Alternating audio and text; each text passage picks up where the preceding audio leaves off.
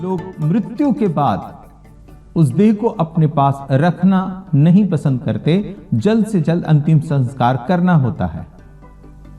कई कारण हैं, लेकिन हम यहां देख रहे हैं मिस्र के लोग याकूब के लिए 70 दिन तक विलाप करते रहे। ऐसा क्यों? ऐसा यूसुफ के लिए, क्योंकि यूसुफ का स्वभाव, यूसुफ का मेलजोल, यूसुफ का लोगों के साथ में बर्ताव इतना मधुर और इतना प्यारा था कि उस रिश्ते के कारण लोग यूसुफ के दुख में शामिल हुए हैं। जब उसके विलाप के दिन बीत गए, तब यूसुफ फिरौन के घराने के लोगों से कहने लगा, यदि तुम्हारी अनुग्रह की दृष्टि मुझ पर हो तो मेरी यह विनती फिरौन को सुनाओ। 5वां वचन, कि मेरे पिता ने यह कहकर कि देख मैं मरने पर हूं, मुझे यह शपथ खिलाई कि जो कब्र तूने अपने लिए कनान देश में खुदवाई है उसी में मैं तुझे मिट्टी दूंगा। इसलिए अब मुझे वहां जाकर अपने पिता को मिट्टी देने की आज्ञा दे, तत्पश्चात मैं लौट आऊंगा। 6वां वचन, तब फिरौन ने कहा, जाकर अपने पिता की खिलाई हुई शपथ के अनुसार उनको मिट्टी दे। 7वां वचन, सो यूसुफ अपने पिता को मिट्टी देने के लिए चला और फिरौन के सब कर्मचारी अर्थात उसके भवन के पुरनिये और मिस्र देश के सब पुरनिये उसके संग चले। यूसुफ जब याकूब के अंतिम संस्कार के लिए जा रहा है, सो हम यहाँ देख रहे हैं फिरौन के सब कर्मचारी, उसके भवन में रहने वाले सारे बुजुर्ग पुरनिये और मिस्र देश के सब बुजुर्ग पुरनिये यूसुफ के संग उसके पिता के अंतिम संस्कार में शामिल हुए हैं और वो कनान तक जा रहे हैं यूसुफ के साथ। हमारे रिश्ते नाते, हमारा प्रेम भाव, हमारा बोलचाल, हमारा उठना बैठना औरों के साथ कैसा है, हमारे पड़ोसियों के साथ कैसा है, हमारे रिश्तेदारों के साथ कैसा है, हमारे मित्रों के साथ कैसा है, जहां जिस बस्ती में हम रहते हैं उनके साथ कैसा है। यूसुफ मिस्र का प्रधानमंत्री था, लेकिन फिर भी वो लोगों के साथ बहुत मीठा बर्ताव करता था, जिसके कारण दुख में सब उसके साथ शामिल हुए हैं और सब बुजुर्ग लोग, पुरनिये लोग, अनुभवी लोग, सीनियर्स जितने भी हैं मिस्र के, वे लोग यूसुफ के साथ उसके दुख में शामिल होकर कनान जा रहे हैं। 8वां वचन, और यूसुफ के घर के सब लोग और उसके भाई और उसके पिता के घर के सब लोग भी संग गए, पर वे अपने बाल बच्चों और भेड़ बकरियों और गाय बैलों को गोशेन देश में छोड़ गए। 9 वचन, और उसके संग रथ और सवार गए, सो भीड़ बहुत भारी हो गई। 10 वचन, जब वे आतात के खलिहान तक जो यरदन नदी के पार है पहुंचे, तब वहां अत्यंत भारी विलाप किया और यूसुफ ने अपने पिता के लिए 7 दिन का विलाप कराया। 11 वचन, आतात के खलिहान में के विलाप को देखकर उस देश के निवासी कनानियों ने कहा, यह तो मिस्रियों का कोई भारी विलाप होगा। इसी कारण उस स्थान का नाम आबेल मिस्रैम पड़ा और वह यरदन के पार है। याकूब के विलाप के दिनों में जब लोग विलाप कर रहे हैं तो वहां सबसे अधिक विलाप करने वाले मिस्री लोग हैं।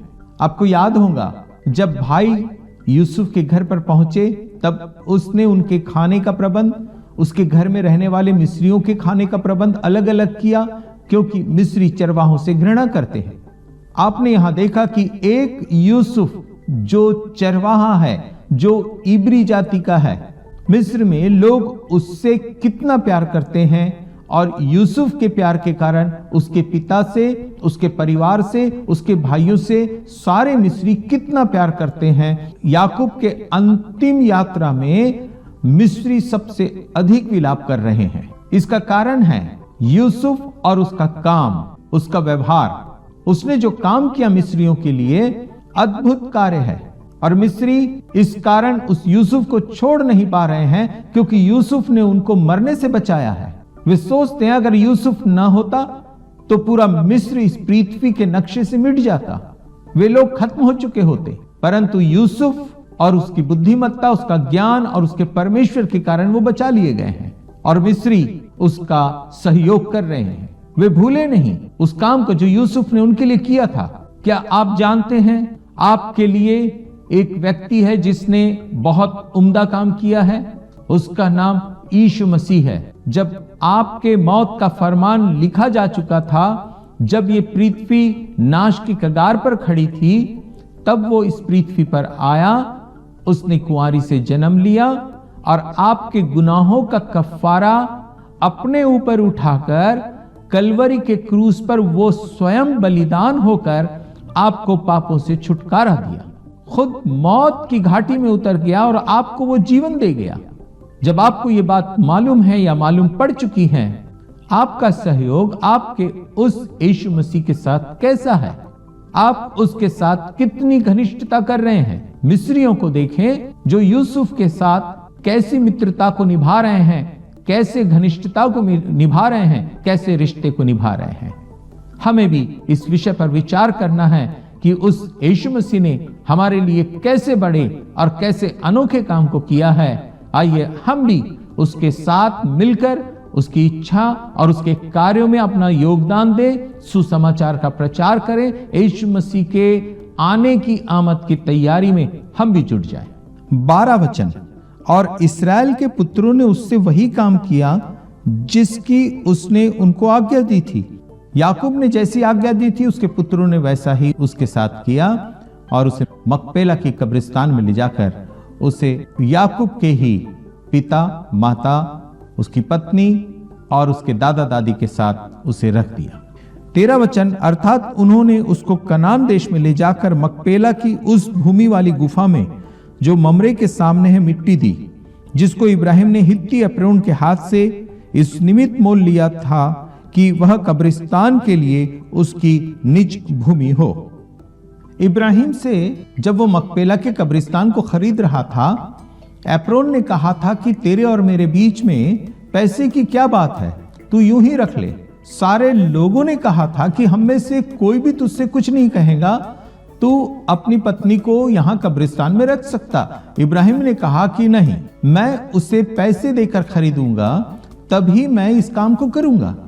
इब्राहिम की दूरदृष्टि को देखें।